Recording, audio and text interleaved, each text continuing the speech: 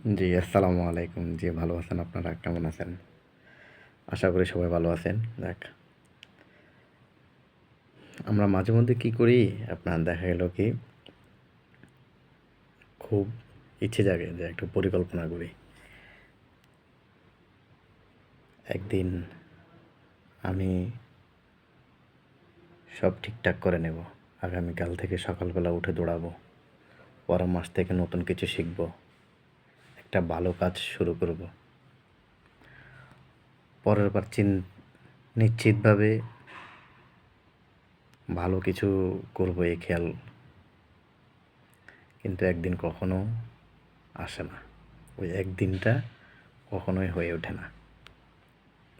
আর এই অপেক্ষা, এই আগামীকাল আগামীকাল করতে করতে আপনার জীবন সবচেয়ে সবচেয়ে বড় প্রতারক হয়ে দাঁড়ায়।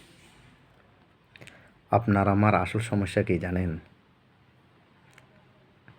পরিকল্পনা। পরিকল্পনা নয়, কাজ শুরু করুন। পরিকল্পনা করা সহজ, কিন্তু সেই পরিকল্পনা বাস্তবায়ন করা খুব কঠিন।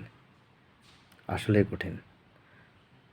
আমাদের মস্তিষ্ক পরিকল্পনার সময় সাময়িক আনন্দ পায় এবং মনে করে কাজ শেষ, কিন্তু বাস্তবিক কাজ শুরু না করলে সেটি শুধু একটা মাত্র কল্পনাই।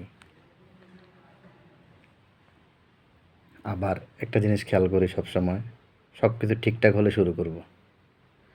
এই ধারণা আসলে ভয়ানক একটা ধারণা, কারণ জীবন কখনোই নিখুঁত হবে না।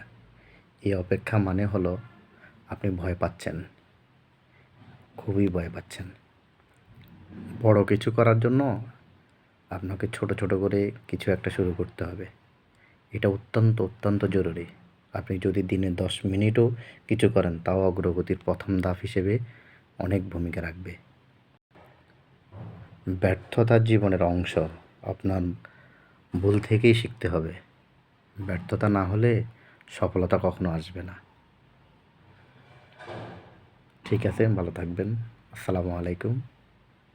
সবাইকে অসংখ্য অসংখ্য ধন্যবাদ।